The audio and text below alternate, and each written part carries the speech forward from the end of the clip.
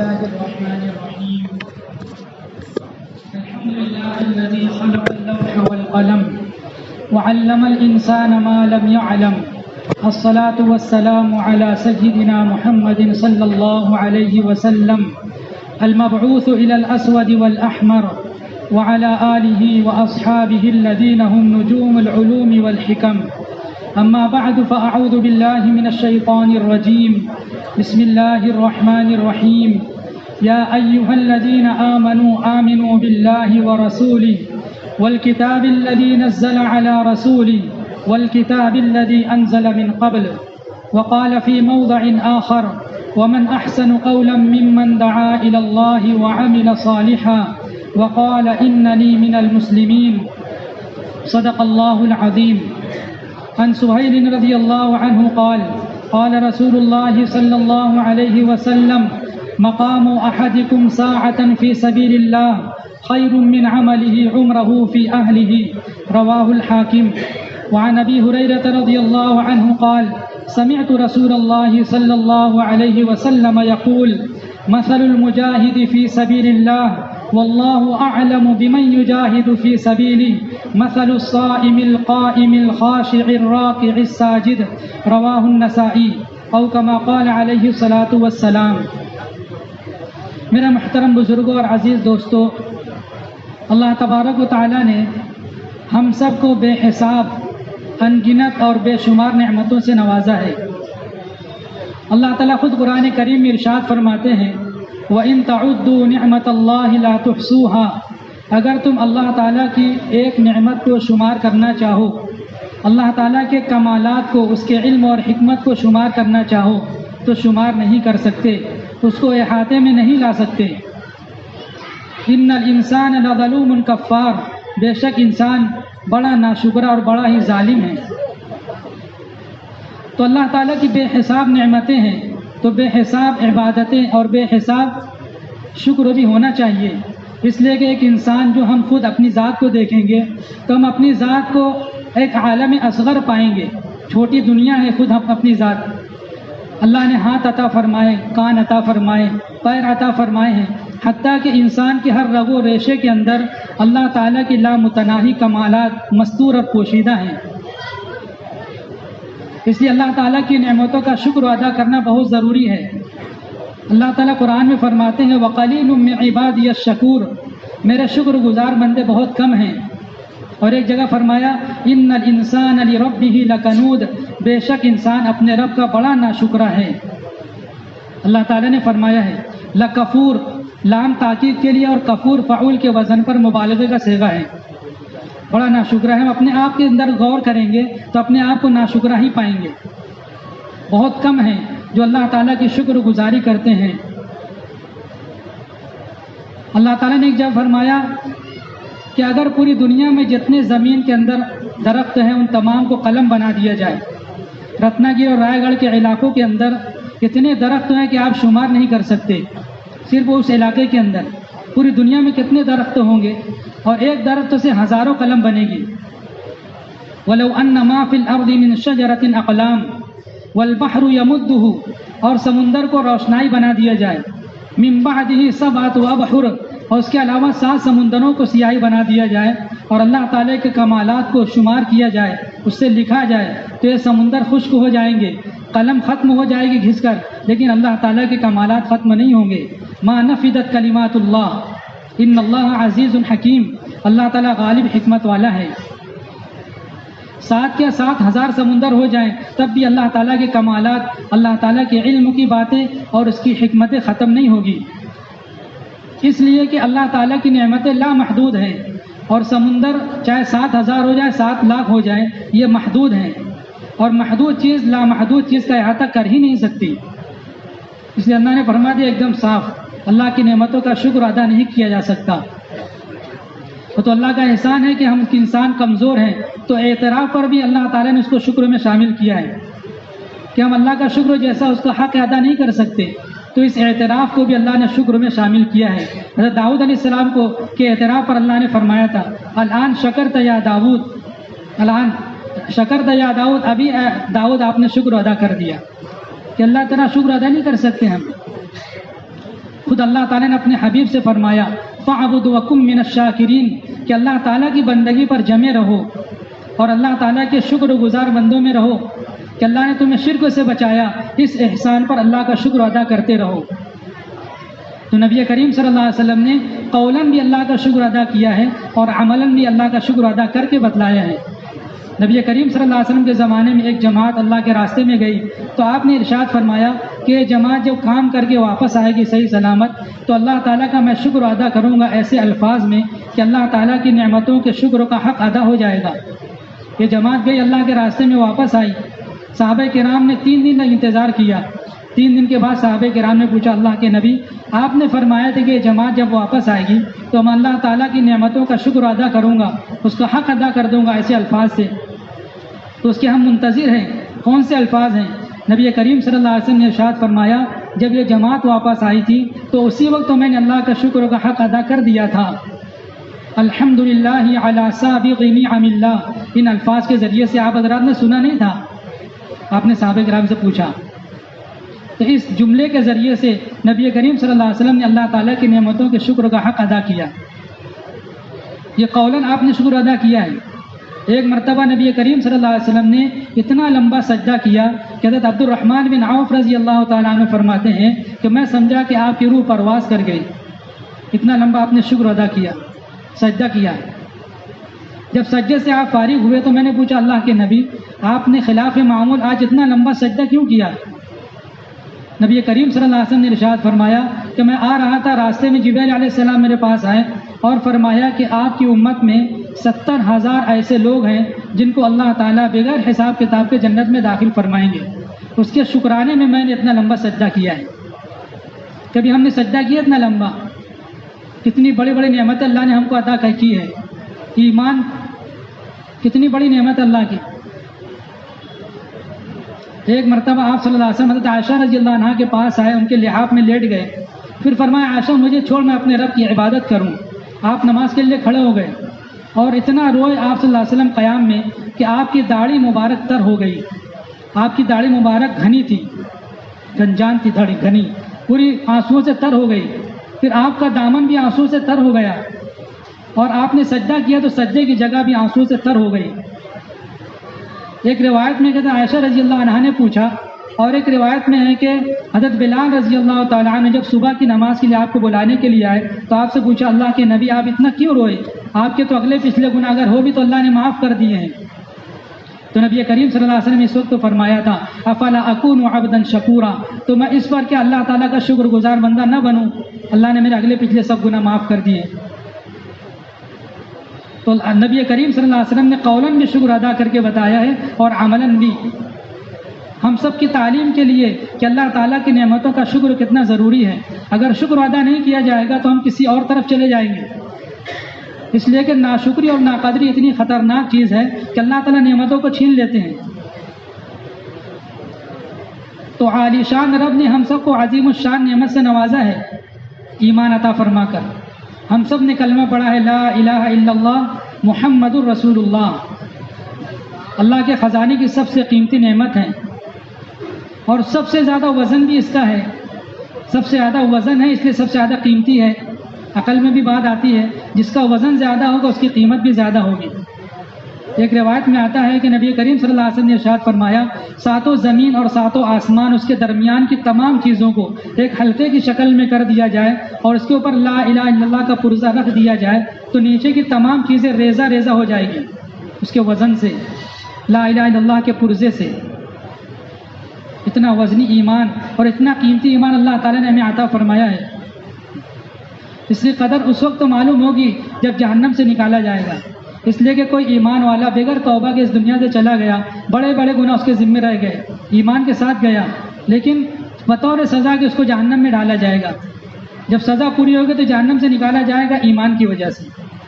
تو جہنم سے نکلنے کے لیے ایمان کا ہونا شرط ہے، بچنے کے لیے نہیں، اور بچنے کے لیے ہوتا تو یہ سب جہنم میں کیوں جاتے ایمان والے؟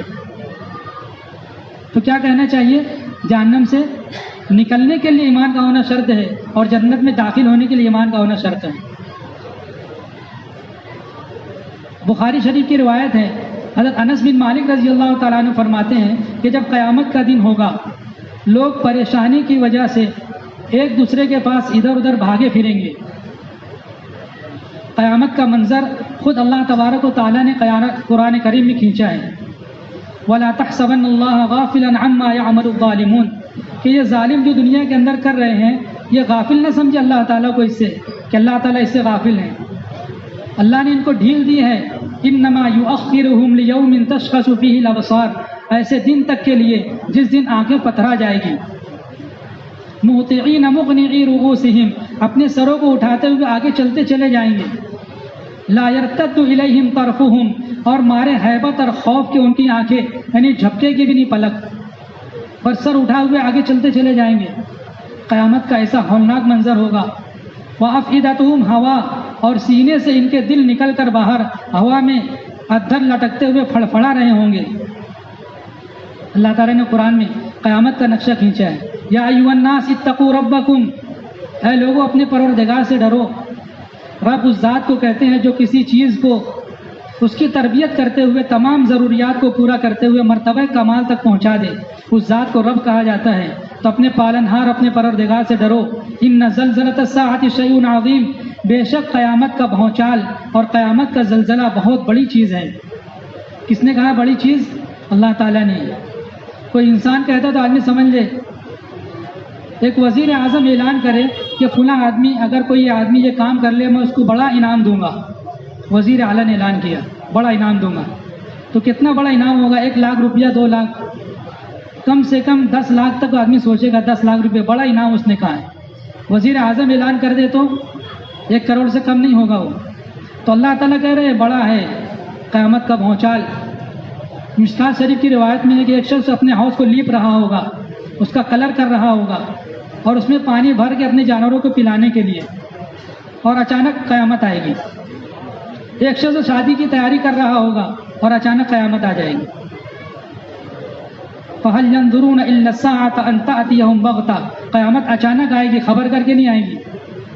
یوم ینادی المنادی من مکان قریب، جب اسرافیل علیہ السلام سور پھونکیں گے تو وہ جو آواز آئے گی تو ہر ایک کو ایسا لگے گا میرے قریب سے آواز آ رہی، حالانکہ وہ اتنی دور سے آواز آئے گی۔ وہ یوم ینادی المنادی من مکان قریب، قریب سے ایسا لگے گا آواز آ رہی ہے۔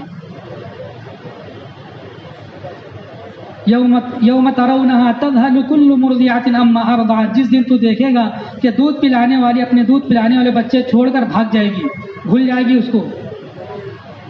اور ماں کی محبت بچوں سے کتنی ہوتی ہے ہم سب کو معلوم ہے۔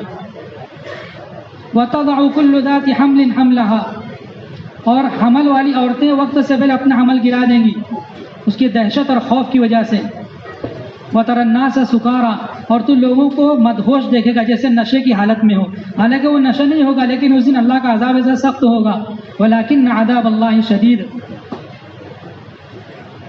اس وقت کے آنے سے پہلے اللہ نے ہمیں موقع دیا ہے کہ اس ایمان کو مضبوط کیا جائے، اس کے لیے مساجد میں ایمان کے حلقے قائم کیے جائیں اور صحابہ کرام کے جیسا ایمان بنانے کی فکر کی جائے۔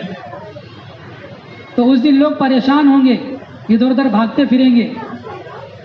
آدم علیہ السلام کے پاس سب آئیں گے، کہیں گے اللہ سے سفارش کر دیجیے، ہماری حساب کتاب شروع ہو جائے۔ پریشانی کا یہ عالم ہوگا، نفسا نفسی کا عالم ہوگا۔ آدم علیہ السلام فرمائیں گے میں اس کا اہل نہیں ہوں، تم خلیل ابراہیم علیہ السلام کے پاس جاؤ، وہ اللہ تعالیٰ کے دوست ہیں۔ لوگ ابراہیم علیہ السلام کے پاس جائیں گے، ابراہیم علیہ السلام یہ فرمائیں گے میں اس کا اہل نہیں ہوں۔ تم موسیٰ علیہ السلام کے پاس جاؤ، وہ کلیم اللہ ہے۔ لوگ موسیٰ علیہ السلام کے پاس آئیں گے، وہ کہیں گے میں اس کا اہل نہیں ہوں۔ تم عیسیٰ علیہ السلام کے پاس جاؤ، وہ روح اللہ اور کلیمت اللہ ہیں۔ عیسیٰ علیہ السلام کے پاس لوگ آئیں گے، وہ فرمائیں گے میں اس کا اہل نہیں ہوں۔ تم حضرت محمد صلی اللہ علیہ وسلم کے پاس جاؤ، وہ سفارش کریں گے۔ سب لوگ آپ صلی اللہ علیہ وسلم کے پاس آئیں گے، نبی کریم صلی اللہ علیہ وسلم ارشاد فرمائیں گے کہ ہاں میں اس کا اہل ہوں، سفارش کروں گا میں، اور اللہ تعالیٰ سے اجازت مانگوں گا، مجھے اجازت ملے گی، پھر میں اللہ تعالیٰ کی ایسے الفاظ سے تعریف کروں گا جو ابھی اس وقت مجھے بھی معلوم نہیں ہے۔ اس کے بعد اللہ کے سامنے سجدے میں گر جاؤں گا، پھر اللہ کا حکم ہوگا یا محمد ارفع رأسک سل تعطى واشفع تشفع، اے محمد صلی اللہ علیہ وسلم سر اٹھائیے، مانگیے آپ کا دیا جائے گا، سفارش کیجیے آپ کی سفارش قبول کی جائے گی۔ میں سر اٹھاؤں گا اور یہ کہوں گا اللہ میری امت، میری امت، اللہ میری امت کو بخش دے۔ نبی کریم صلی اللہ علیہ وسلم نے ہماری اتنی فکر کی ہے دنیا میں اور آخرت کے اندر بھی. اللہ تعالیٰ فرمائیں گے جاؤ جس کے دل میں جو کے دانے کے برابر ایمان ہو اس کو جہنم سے نکال لو. میں جاؤں گا اور حکم کی تعمیل کروں گا. جو کے برابر ایمان کتنا قیمتی ہے. جہنم سے خلاصی ملے گی جو کے برابر ایمان کی وجہ سے. ہمیشہ کے لیے جہنم سے خلاصی مل جائے گی, اس کے بعد ہمیشہ کی جنت مل جائے گی. پھر میں آؤں گا دوبارہ انہی الفاظ سے تعریف کروں گا, سجدے میں گر جاؤں گا. پھر اللہ تعالیٰ فرمائیں گے سر اٹھائیے, سوال کیجیے آپ کو دیا جائے گا, سفارش کیجیے آپ کی سفارش قبول کی جائے گی. دوبارہ میں کہوں گا اللہ میری امت کو بخش دیجیے. دوبارہ ارشاد ہوگا کہ جس کے دل میں ذرے کے برابر یا رائی کے دانے کے برابر ایمان ہو اس کو جہنم سے نکال لو. میں جاؤں گا حکم کی تعمیل کروں گا. تیسری مرتبہ بھی یہی کیفیت ہوگی.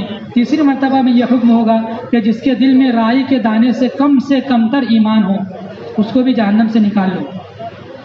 چوتھی مرتبہ میں سجدہ کروں گا. چوتھی مرتبہ اللہ تعالیٰ فرمائیں گے سر اٹھاؤ, سوال کرو. میں کہوں گا اللہ ان لوگوں کو بھی مجھے نکالنے کا حکم دے دیجیے جنہوں نے یہ کلمہ پڑھا ہے صرف. اللہ تعالیٰ فرمائیں گے میری عزت کی قسم, میرے بڑائی کی قسم, میری عظمت کی اور علو شان کی قسم, میں ان لوگوں کو خود نکال لوں گا. اس کے بعد ابو سعید خدری رضی اللہ تعالیٰ نے کی روایت میں ہے کہ اللہ تعالیٰ مٹھی بھر کر ایسے لوگوں کو نکالیں گے جہنم سے جنہوں نے کبھی بھی کوئی خیر کا کام نہ کیا ہوگا اور جل کر کوئلہ ہو چکے ہوں گے. ایسے لوگوں کو اللہ جہنم سے مٹھی بھر کے نکالیں گے. اور مشکات شریف کی روایت میں ہے کہ 2 لپ بھر کر اللہ تعالیٰ نکالیں گے. لپ اس کو کہتے ہیں. 2 مرتبہ ایسے لوگوں کو اللہ تعالیٰ جہنم سے نکالیں گے. اس کے بعد اللہ تعالیٰ پوچھیں گے جہنم سے یوم نقول لجہنم هل امتلأت, ہم جہنم سے پوچھیں گے کیا تو بھر گئی؟ وہ کہے گی وتقول هل من مزید, ابھی جگہ خالی ہے, کوئی اور ہو تو بھیج دو. تو اللہ تعالیٰ مشکات شریف کی روایت میں اللہ تعالیٰ اپنا قدم اس کے اوپر جہنم پہ رکھ دیں گے. جہنم کہیں گے قط بس میں بھر گئی. اس کے بعد سے جہنم کا دروازہ ہمیشہ کے لیے بند, اب اس میں سے کوئی نہیں نکل سکتا. یہ جل کر کوئلہ ہو چکے ہوں گے. ان کو جنت کے آگے ایک نہر حیات ہوگی, اس میں غوطہ دیا جائے گا. یہ تر و تازہ ہو کر نکلیں گے اور سونے کا پٹا ان کے گلے میں ڈال دیا جائے گا. یہ جہنم کے آزاد کردہ ہیں, ان کو جنت میں داخل کیا جائے گا. اتنا قیمتی ایمان ہمارے پاس ہے تو ہمیں صحابہ کرام کے جیسا ایمان بنانے کی محنت کرنا ہے. وہ محنت اس وقت جو بتائی جا رہی ہے وہ محنت یہ ہے کہ مساجد کے اندر ایمان کا حلقہ قائم کیا جائے. اپنے کاروبار میں سے وقت تو نکالنا پڑے گا. یہ کاروبار کو لے کر جانا نہیں ہے, اس کو چھوڑ کر جانا ہے. پوری دنیا بھی جمع کر لیں گے تو اس کو چھوڑ کر جانا ہے. آخرت کے اندر ایمان اور اعمال صالحہ کام آئیں گے.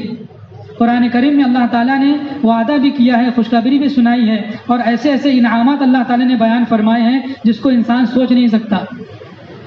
ایمان اور اعمال صالحہ پر اور اس کی ہم کتنی فکر کر رہے ہیں, کتنی محنت کر رہے ہیں. ہر ایک خود اپنے آپ کے اندر غور کر لے کہ میں مسجد کے اندر ایمان کا حلقہ لگاتا کیوں نہیں. ایک زمانے سے آواز لگ رہی ہے کہ اپنے مساجد میں ایمان کا حلقہ قائم کیا جائے, اللہ تعالیٰ کی صفات کا تذکرہ کیا جائے, جنت اور جہنم کا تذکرہ کیا جائے, قبر کا تذکرہ کیا جائے. آج بھی ہماری مسجد میں مالیگاؤں کے اندر بہت ساری ایسی مساجد ہوں گی جس کے اندر ایمان کا حلقہ تو لگ جاتا لیکن تجوید کا حلقہ, علم کا حلقہ, دعوت کا حلقہ نہیں لگ پاتا. ایک زمانے سے آواز لگ رہی ہے. تو کب ہم عمل پر آئیں گے؟ اس کے لیے اپنے کاروبار سے وقت تو کاٹنا پڑے گا, اس کے علاوہ کوئی چارہ نہیں ہے. فارغ وقت تو ہے لیکن ادھر ادھر ضائع ہو جاتا. فارغ وقت تو لگانے کے لیے کہا جا رہا ہے, فارغ وقت تو لگایا جائے. اور ہر ایک کے پاس فارغ وقت ہے. بیٹھ کر اپنے دوستوں کو لاؤ مسجد میں اور اللہ تعالیٰ کی صفات کا تذکرہ کرو آپس میں. اللہ تعالیٰ کیسے سننے والے ہیں, کیسے علم والے ہیں, اور کیسے دیکھنے والے, رزق کو پہنچانے والے. اللہ تعالیٰ کے علم سے کوئی ذرہ, کوئی فرد باہر نہیں ہو سکتا.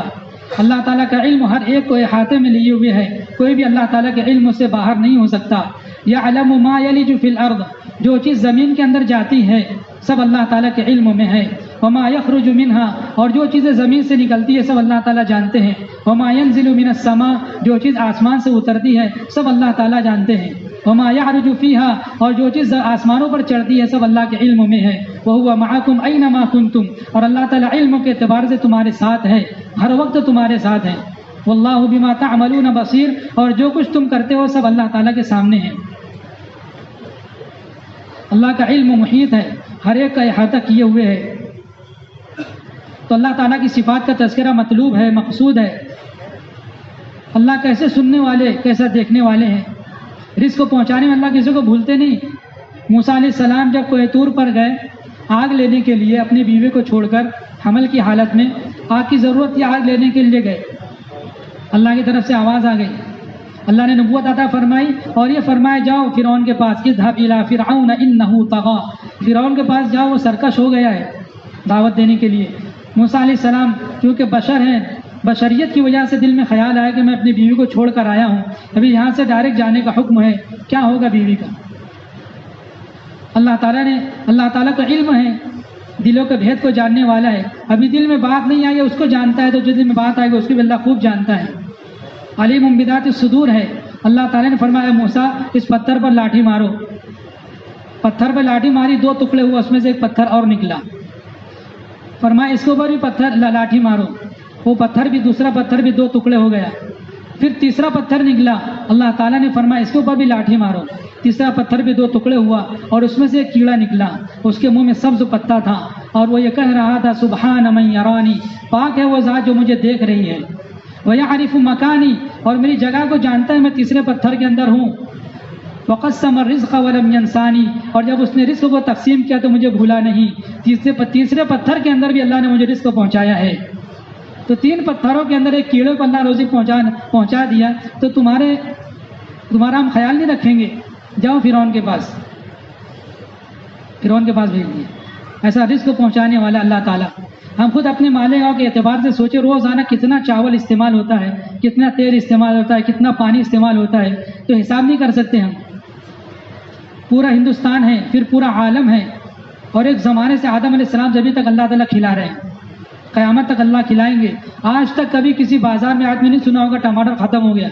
کسی بھی دیہات میں آپ جا کر دیکھ لو، ٹوکرے کے ٹوکرے بھرے ملیں گے آپ کو، ٹماٹر، آلو کے، سبزی کے، چاول اور گیہوں کے تھیلے ملیں گے، ٹرک کے ٹرک ملیں گے آپ کو، کبھی ختم نہیں ہوتا. اللہ ایسا رزق پہنچانے والے ہیں. لیکن ہم اپنی دنیا کے اندر اللہ کو بھول گئے، اللہ کی صفات کا تذکرہ کرتے ہی نہیں ہم، کہ اللہ تعالیٰ کی صفات کا تذکرہ کر کے اللہ تعالیٰ کی عظمت ہمارے دلوں کے اندر بٹھانا ہے. اللہ کی محبت دلوں کے اندر آئے گی، اور جس دل میں اللہ کی عظمت آ جائے، نبی کریم صلی اللہ علیہ وسلم نے ارشاد فرمایا ہے اجل اللہ یغفر لکم، اللہ تعالیٰ کی عظمت دل میں بٹھا لو، وہ تمہیں بخش دیں گے. اور یہ محبت اور عظمت آئے گی ایمانی حلقوں کے ذریعے سے. صحابہ کرام کیا کرتے تھے، ہم بارہا سنتے ہیں اور سنتے رہتے ہیں اور سنیں گے تاکہ ہم عمل کے اوپر پڑ جائیں. ہم محتاج بن کر سنیں گے تو اللہ عمل کی توفیق دیں گے.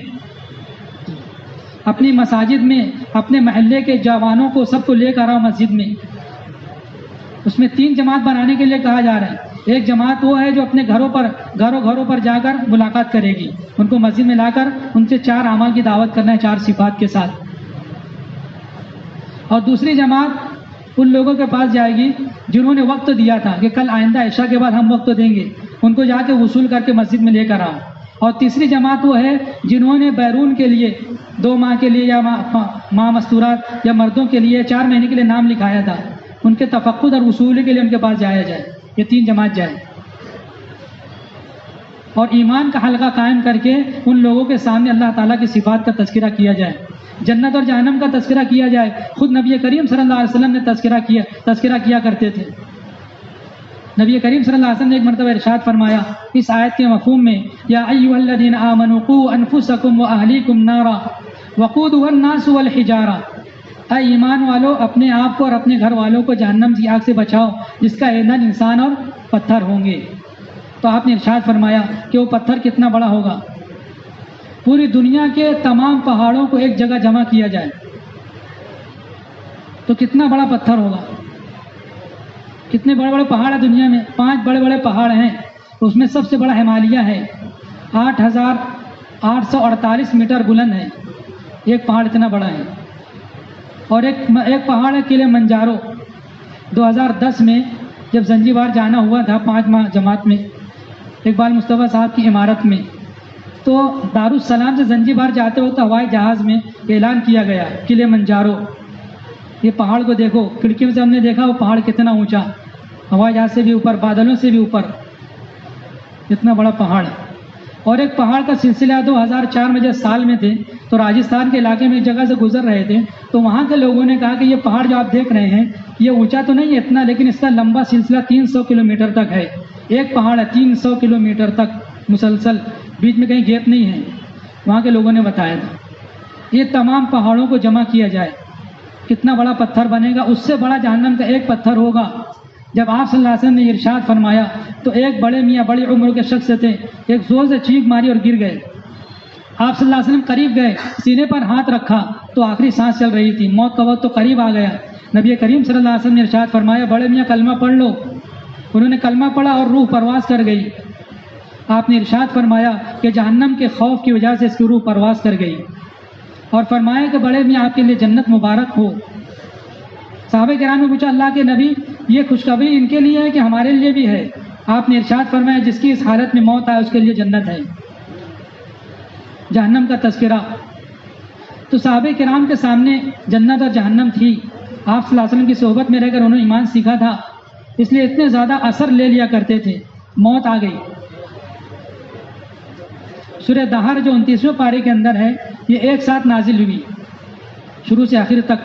هل اتى على الانسان حين من الدهر لم يكن شيئا مذكورا، اس کے اندر اللہ تعالیٰ نے جنت کا تذکرہ فرمایا، پوری ایک ساتھ نازل ہوئی۔ اس میں شراب پینے کا تذکرہ، کچھ لوگ ہوں گے جو شراب اپنے ہاتھ سے پیئیں گے، کچھ لوگ ہوں گے جن کو شراب پلائی جائے گی، اور کچھ لوگ ہوں گے جن کو اللہ تعالیٰ شراب پلائے گا۔ عینا یشرب بها عباد اللہ یفجرونها تفجیرا، اللہ تعالیٰ کے بندے ایسے ہوں گے جو شراب پیئیں گے نہر میں سے، اور وہ نہر کو جہاں چاہیں گے لے کر جا سکتے ہیں۔ اس کے مفہوم میں ہے کہ جنتیوں کے ہاتھ میں سونے کی چھڑی ہوگی، جس طرف اشارہ کریں گے اس طرف وہ نہر چلنے لگے گی۔ دنیا کی نہر گڑھے میں چلتی ہے، لیکن جنت کی نہر زمین پر چلتی ہے، گڑھے کے اندر نہیں۔ تو جس طرف اشارہ کریں گے جنتی اس طرف وہ چلنے لگے گی۔ یفجرونها تفجیرا، اللہ نے تذکرہ کیا ہے۔ متقین فیہا علی الارائک، جنت کے اندر وہ ایک دوسرے تختوں کے اوپر بیٹھے، ٹیک لگائے ہوئے بیٹھے ہوں گے۔ لا یرون فیہا شمسا ولا زمہریرا، جنت کے اندر بہت زیادہ تپش نہیں پائیں گے اور بہت زیادہ ٹھنڈا بھی نہیں، معتدل موسم ہوگا۔ اور جنت کے پھل جھکے ہوئے ہوں گے، جب چاہیں گے جیسے چاہیں گے کھا سکتے ہیں۔ کھڑے کھڑے کھانا ہو تو کھڑے ہو کر، بیٹھ کر کھانا چاہے تو اس کے اعتبار سے درخت کے وہ پھل جھک جائیں گے، سو کر کھانا چاہے تو اس کے اعتبار سے اور جھک جائیں گے۔ اور ایسے لڑکے ان کے پاس آتے جاتے رہیں گے جو ہمیشہ لڑکے ہی رہیں گے۔ ولدان مخلدون اذا رأیتہم حسبتہم لؤلؤا منثورا، جب تو ان کو دیکھو گے تو بکھرے ہوئے موتی شمار کرو گے۔ خوبصورتی میں اتنے خوبصورت ہوں گے ایسا لگے بکھرے ہوئے موتی ہیں۔ اور آپ دیکھیں گے جنت کے اندر ایک بہت بڑی سلطنت آپ کو نظر آئے گی، ایک بادشاہت اللہ تعالیٰ دیں گے، سلطنت حکومت دیں گے، اور اللہ تعالیٰ ان کو سبز و ریشم کے لباس پہنائیں گے۔ وحلوا اساور من فضہ، اور چاندی کے کڑے اللہ تعالیٰ ان کو پہنائیں گے، چاندی کے کنگن۔ عرب کے لوگ ہیں، وہ عرب کے لوگ سنتے ہیں، وہ تو عربی ان کی زبان ہے، وہ اچھی سمجھ لیتے ہیں۔ تو نبی کریم صلی اللہ علیہ وسلم مسجد نبی کے اندر تشریف لائے، منبر کے اوپر کھڑے ہوئے، تمام صحابہ کرام کو جمع کیا اور پوری سورہ اول سے آخر تک پڑھ کر سنائی عربی۔ اسی لیے مسجد کے ماحول میں لانے کے لیے کہا جاتا ہے کہ مسجد میں ماحول میں آنے کی وجہ سے بات جلدی سمجھ میں آتی ہے۔ فرشتوں کا ماحول ہوتا ہے، فرشتوں کے ماحول کی وجہ سے، ایک نورانی کیفیت کی وجہ سے جلدی سے بات سمجھ میں آتی ہے۔ نبی کریم صلی اللہ علیہ وسلم سب کو کہاں جمع کیا؟ باہر بھی جمع کر سکتے تھے، مسجد میں جمع کیا سب کو۔ اس لیے مسجد کو آباد کرنے کے لیے کہا جاتا ہے کہ مسجد میں لاؤ، اور مسجد میں لا کر ان کے سامنے ایمانیات کا تذکرہ کیا جائے، جنت اور جہنم کا تذکرہ کیا جائے، تاکہ ان کا دل اثر لینے والا بنے۔ جب دل اثر لینے والا بنے گا تو یقینی بات ہے وہ عمل پر پڑے گا۔ جس رب نے اتنی بڑے بڑی کائنات کو پیدا کیا، جنت اور جہنم کو پیدا کیا، جہنم سے بچنے کے لیے اللہ نے حکم دیا، جنت میں جانے کا حکم دیا کہ جنت میں جانے والے اعمال کرو اور جہنم سے بچنے اپنے آپ کو بچاؤ، اللہ نے حکم دیا ہے۔ تو کیسے کرنا چاہیے؟ ان اعمال کو کرنے کا شوق پیدا ہوگا، تعلیم کے ذریعے سے عمل کا شوق پیدا ہوگا۔ جب یہ عمل پر پڑے گا تو اللہ تعالیٰ اس کی زندگی میں چین اور سکون عطا فرمائیں گے۔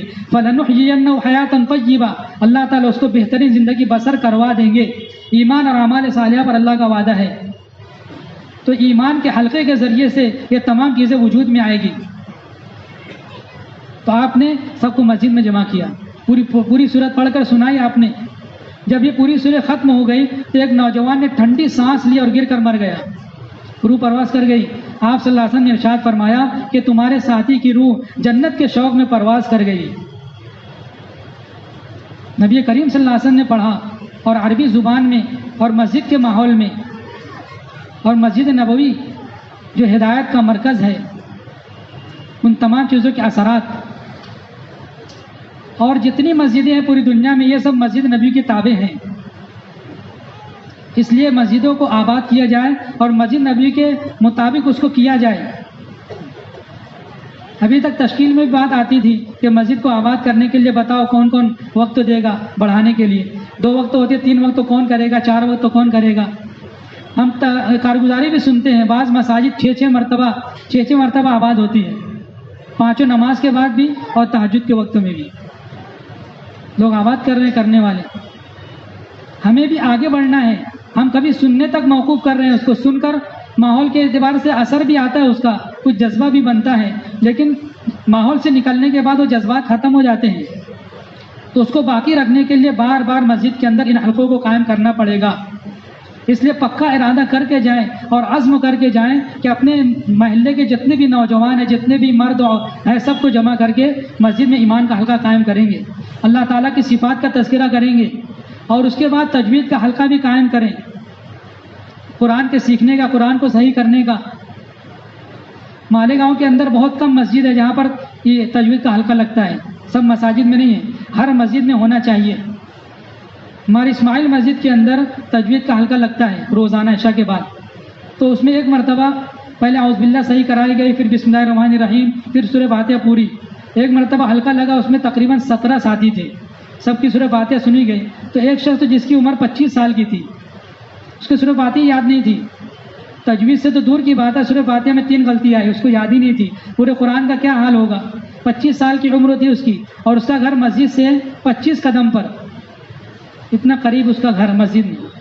تو ایسے بہت سے ملیں گے ہم کو اپنے محلے کے اندر جن کو سورہ فاتحہ یاد نہیں ہے، ابھی تک 25 سال کی عمر ہو گئی ہے اور زندگیاں ایسے ہی گزر رہی ہیں. اس لیے دوستو بہت فکر کی بات ہے، اور یہ تمام چیزیں اپنی نیت کر کے کرنا ہے کہ میرا قرآن صحیح ہو. دوسروں کو قرآن صحیح کرنے کے لیے لوگوں کو مسجد میں نہیں لانا ہے، دوسروں کو اس لیے لانا ہے تاکہ میرا قرآن صحیح ہو جائے. کس کا قرآن؟ میرا اپنا.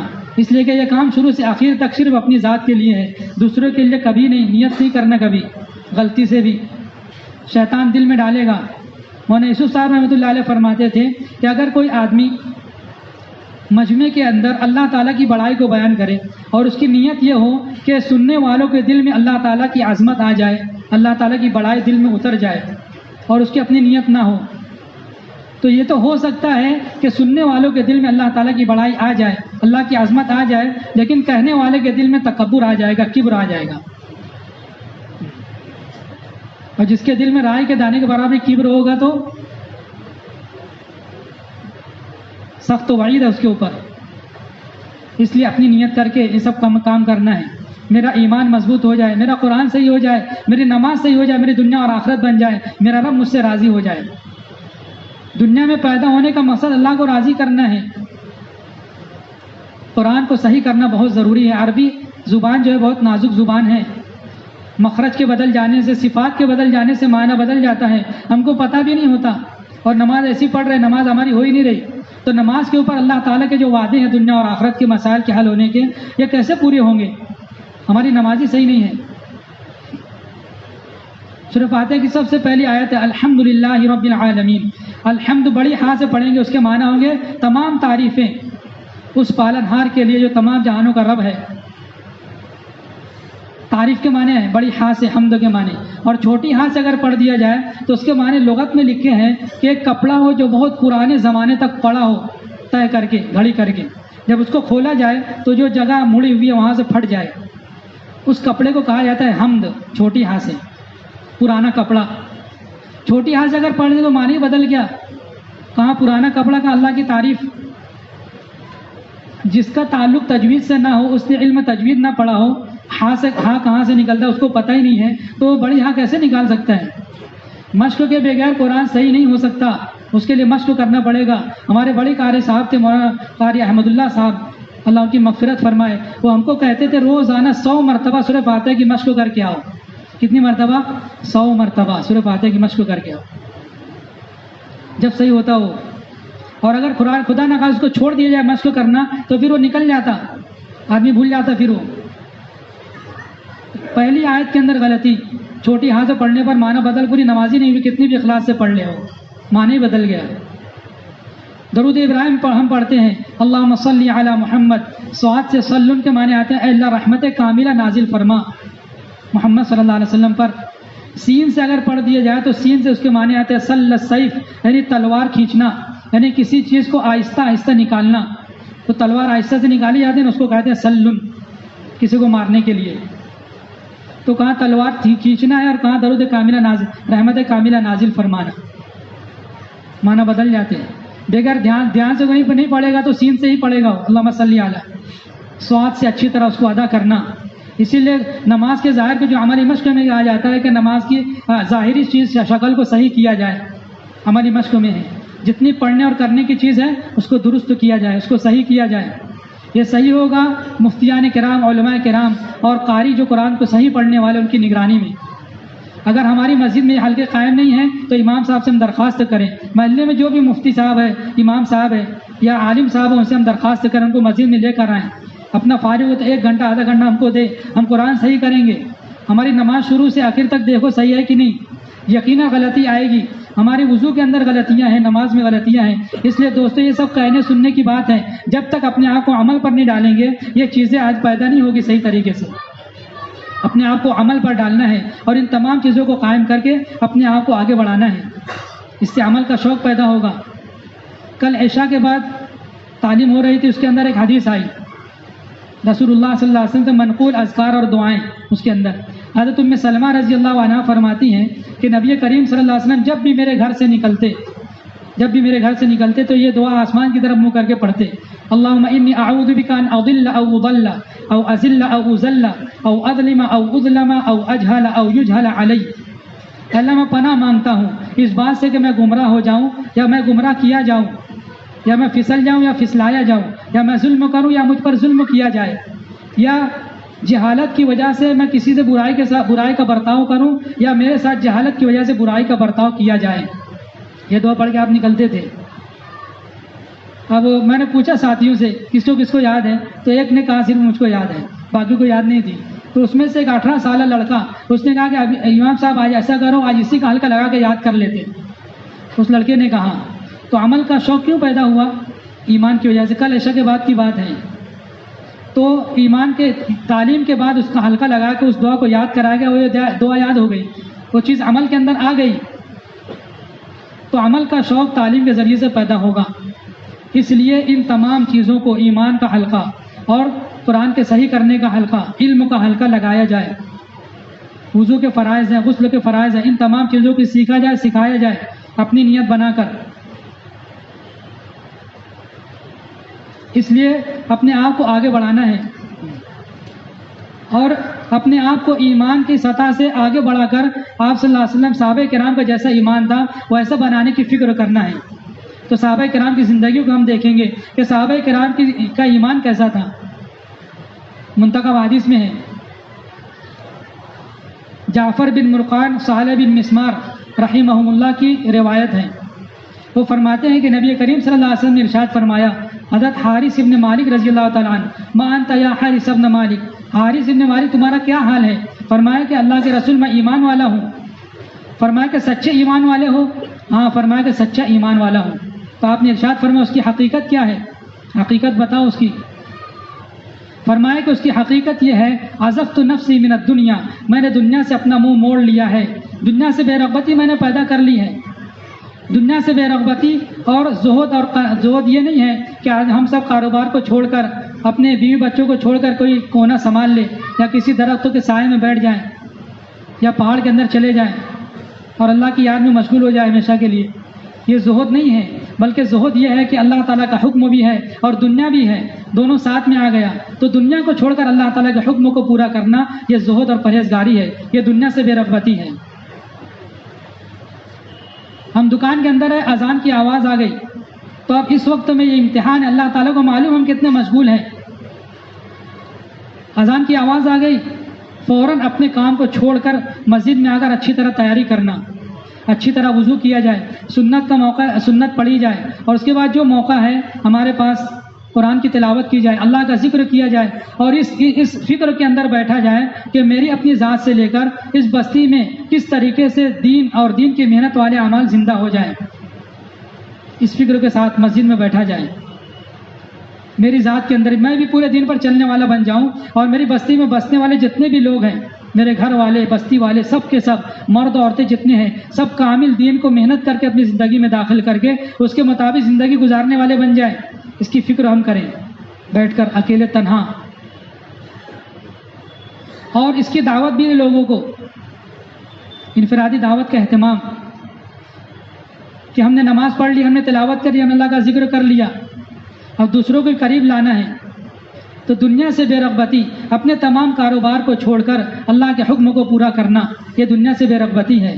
اگر ہم نے ایسا نہیں کیا تو اس کا مطلب یہ ہے کہ ہم دنیا کے اندر پھنس گئے، اور دنیا کے کمانے میں ایسے پھنسے کہ اپنی آخرت کو بھی بھول گئے۔ اللہ تعالیٰ نے قیامت کے دن کو حسرت کے دن سے تعبیر کیا ہے، وَأَنذِرْهُمْ يَوْمَ الْحَسْرَةِ إِذْ قُضِيَ الْأَمْرُ، آپ ان کو ڈرائیے حسرت کے دن سے، افسوس اور پچھتاوے کے دن سے، جس دن آخری فیصلہ کر دیا جائے گا، اذ قضی الامر وهم فی غفلۃ، اور یہ ابھی اس حال میں غفلت کے اندر پڑے ہوئے ہیں۔ حسرت کا دن کیوں کہا گیا؟ اس لیے حسرت کا دن کہا گیا کہ اہل جہنم کو اس لیے افسوس ہوگا کہ کاش کہ ہم بھی ایمان لے آتے، مرد صالح اور نیک صالح بن جاتے تو یہ جہنم سے بچ جاتے، اور اہل جہنم کو بھی ایک خاص قسم کا افسوس ہوگا اس گھڑی پر جو اللہ تعالیٰ کے ذکر کے بغیر گزر گئی دنیا کے اندر، اس کے اوپر افسوس اور ندامت ہوگی۔ امام بغوی رحمۃ اللہ علیہ نے حضرت ابو ہریرہ رضی اللہ تعالیٰ عنہ سے ایک روایت نقل کی ہے کہ حضرت ابو ہریرہ رضی اللہ تعالیٰ عنہ فرماتے ہیں، نبی کریم صلی اللہ علیہ وسلم نے ارشاد فرمایا کہ ہر مرنے والے کو حسرت اور ندامت کا سامنا ہوگا۔ صحابہ کرام نے پوچھا، اللہ کے رسول، یہ کس وجہ سے، کس بنا پر حسرت اور افسوس ہوگی، ندامت ہوگی؟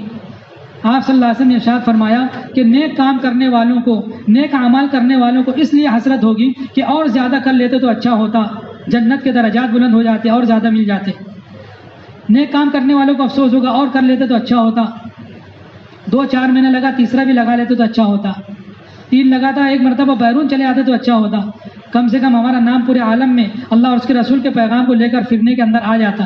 اللہ تعالیٰ نے جو فرمایا ہوا جو تباکم، اس کے مصداق بن جاتے۔ اللہ نے تمہیں چنا ہے، کیوں چنا ہے اس کے مفہوم میں ہے، پورے عالم کے اندر دین کو پھیلانے کے لیے اللہ نے تم کو چنا ہے۔ ہمیں اپنا دوسرا 4 مہینے نہیں لگا، تیسرا نہیں لگا، بیرون کب جائیں گے؟ پورے عالم میں پھرنے کے لیے اس امت کو پیدا کیا گیا ہے۔ عالم کے اندر جائیں گے تو پتہ چلے گا امت کتنی جہالت میں پڑی ہوئی ہے، کیسی ارتداد کی لہر پورے عالم میں چل رہی ہے، کچھ پتہ ہی نہیں ہے۔ ورنہ حافظ صاحب ابھی رتنا گری کے اندر ہم لوگ تھے، کرلا کے اندر، وہاں پر آئے، ہماری کارگزاری لی تو خروج کے اندر بہت زیادہ کمی تھی، جماعتیں بہت کم نکلی تھی، 1-2 جماعت تھی اور افراد تھے، تو بہت زیادہ ناراض ہوئے اور یہ کہا کہ پوری دنیا میں ارتداد کی لہر چل رہی ہے اور آپ لوگ ابھی خروج کے اعتبار سے اتنے کمزور ہو، جب تک ذمہ دار اپنی چھوٹی جماعت بنا کر محنت کر کے اللہ کے راستے میں نہیں نکلے گا تو ہم کو بھی مرتد ہونا پڑے گا۔ یہ جملہ انہوں نے کہا، بہت سخت جملہ، ارتداد جیسی لہر چل رہی ہے، اگر ذمہ دار اپنی چھوٹی جماعت کو لے کر محنت کر کے اللہ کے راستے میں نہیں نکلیں گے تو ہمیں بھی مرتد ہونا پڑے گا۔ اللہ حفاظت فرمائے، بہت خطرناک بات ہے۔ اس لیے پورے عالم کے اندر، پورے عالم کے لیے ہم پیدا ہوئے ہیں، تو اللہ تعالیٰ نے تو حضرت حارث بن مالک رضی اللہ عنہ کا فرمایا، عزفت نفسی من الدنیا، میں نے دنیا سے اپنا منہ موڑ لیا ہے۔ اس کے بعد فرمایا وَأَسْهَرْتُ لَيْلِي، اور میں راتوں کو جاگتا ہوں، اللہ تعالیٰ کی عبادت کرتا ہوں، وَأَزْمَعْتُ نَهَارِي، اور دن میں پیاسا رہتا ہوں، روزہ رکھتا ہوں، وَكَأَنِّي أَنظُرُ إِلَىٰ عَرْشِ رَبِّي حِينَ يُجَاءُ بِهِ، اور گویا اللہ تعالیٰ کا عرش میں نظروں کے سامنے ہے جس وقت وہ لایا جائے گا، وَكَأَنِّي أَنظُرُ إِلَىٰ أَهْلِ الْجَنَّةِ يَتَزَاوَرُونَ فِيهَا، اور اہل جنت کا آپس میں ملاقات، ایک دوسرے کو سلام کرنا، زیارت کرنا، یہ میرے نظروں کے سامنے ہوتا ہے۔ وَكَأَنِّي أَسْمَعُ هُوَىٰ أَهْلِ النَّارِ، اور میں اہل جہنم کی شور و شغف سنتا ہوں، گویا کہ سن رہا ہوں، ایسا محسوس ہوتا ہے۔ نبی کریم صلی اللہ علیہ وسلم نے فرمایا مؤمن نور قلبہ، یہ ایسے ایمان والے ہیں کہ ان کا قلب ایمان، نور کے ایمان سے، نور ایمان سے روشن ہو گیا۔ یہ صحابہ کرام کا ایمان تھا کہ جنت اور جہنم سامنے، دنیا سے بے رغبتی، روزہ رکھنا، عبادت کرنا اور جنت اور جہنمیوں کا سامنے ہونا، یہ ان کے سامنے ہوتا تھا، نظروں کے سامنے. یہ اسی وقت ہوگا جب ایمان کے حلقے قائم کیے جائیں گے، روزانہ پابندی کے ساتھ اپنی مسجد اور جماعت کی تعلیم کے اندر پابندی سے بیٹھنا آدھا گھنٹہ، اس کے بعد مسجد کی آبادی والے عمل کے اندر بیٹھنا. کتنا اونچا عمل ہے آبادی والا عمل. آبادی والے عمل کی وجہ سے ایک بہت بڑا خطرہ ٹل گیا. ایک شخص تھا، کسی نے کہا کسی کو قتل کرنے کے لیے، جاؤ فلاں کو قتل کر دو. سامان لے کر نکلا، راستے میں پیشاب لگ گئی، ایک مسجد کے اندر داخل ہوا پیشاب کرنے کے لیے، پیشاب کر کے جانے لگا تو استقبال میں آبادی والا عمل ہو رہا تھا. تو استقبال میں ایک شخص نے اس کو پکڑ لیا، کہا کہ تھوڑا سا بیٹھ جاؤ تعلیم میں. نہیں بیٹھ سکتا، ایک حدیث سن لو، ایک حدیث سن کے چلے جانا. ٹھیک ہے، ایک حدیث سن کے بیٹھ گیا. اس میں حدیث کے اندر یہ حدیث پڑھی گئی، القاتل والمقتول کلاہما فی النار. قتل کرنے والا اور جس کو قتل کیا جائے دونوں جہنم میں جائیں گے. صحابہ کرام نے پوچھا کہ قاتل تو سمجھ میں آتا ہے، یہ قتل کر رہا تھا اس لیے جہنم میں جائے گا، مقتول کیسے جہنم میں؟ نبی کریم صلی اللہ علیہ وسلم نے ارشاد فرمایا، اگر یہ اپنے ساتھی پر غالب آتا تو یہ اس کو قتل کر دیتا. اس کی نیت قتل کرنے کی تھی، اس کی بھی، وہ نیت کی وجہ سے یہ دونوں جہنم میں جائیں گے. القاتل والمقتول کلاہما فی النار. تو اس نے سوچا کہ میں جو جا رہا ہوں میرا تو کوئی تعلق نہیں ہے جس کو میں قتل کرنے جا رہا ہوں، میرا آپس میں کوئی جھگڑا نہیں ہے، خواہ مخواہ میں قتل کرنے جا رہا ہوں، دونوں جہنم میں جائیں گے. اتنی سخت و وعید ہے. اس کو احساس ہو گیا. کیوں احساس ہوا؟ مسجد کے ماحول میں اس نے حدیث سنی، اس لیے وہ مسجد کے ماحول کا اثر اس کے اوپر پڑا فرشتوں کے صحبت کی وجہ سے. تو اس نے توبہ کر لی، نہیں واپس گھر چلا گیا. تو اب اس کی وجہ سے کیا ہوا، جب یہ واپس گیا تو جنہوں نے اس کو بھیجا تھا انہوں نے پوچھا، پکی بات اب پوچھا ہوگا کہ خبر ابھی تک نہیں آئی، تو وہ بتایا ہوگا نا کہ میں وہ مسجد میں گیا تھا، یہ حدیث میں نے سنی اس لیے میں نہیں گیا. تو ان لوگوں نے توبہ کر لی کہ ہم بھی یہ کام کبھی نہیں کریں گے، چھوڑو. تو یہ آبادی والے عمل کی وجہ سے اتنا بڑا خطرہ ٹل گیا، اور اس کی وجہ سے کتنا بڑا نقصان ہوتا ہم سب جانتے ہیں. اللہ نے اس سے حفاظت کر لی. اس لیے اس کو ہم اہمیت دیں. آبادی والے عمل کو پابندی کے ساتھ ہر نماز کے بعد شروع کریں. بہت سارے ساتھی ایسے ہوتے ہیں جو ظہر کے اندر ملیں گے، رات میں نہیں ملیں گے، تو ان کو ظہر کے اندر مسجد کے اندر لایا جائے. اپنے آپ کو جب تک فکر مند نہیں کریں گے ہم آگے نہیں بڑھ سکتے. فکر مند آدمی حرکت میں آتا ہے، جو بے فکرہ ہو وہ تو ایسا ہے جیسے کہ مرا ہوا آدمی، بے فکرہ جیسے مردہ. ایک گورانی مرغی مری ہوئی آپ کی گلی سے کوئی لے کر جائے اور یہ کہے کہ فری میں لے لو تو لے لیں گے آپ اس کو؟ گورانی مرغی ہے، اوریجنل ہے، نہیں لیں گے. مری ہوئی ہے، نہ کچھ فائدہ نہیں ہے، نہ اس کا نہیں کھا سکتے، حرام ہو گئی وہ. تو داعی جو بے فکرہ ہوتا ہے ایسا ہی ہے، نہ وہ کسی کو کھڑا کر سکتا اور نہ وہ کچھ کام کر سکتا ہے، نہ اس سے کوئی فائدہ ہے نہ کسی کو فائدہ پہنچا سکتا. اس لیے یہ فکر جو پیدا ہوگی نا، یہ ملاقاتوں کے ذریعے سے، اللہ کے راستے میں نکلنے کے ذریعے سے فکر پیدا ہوگی.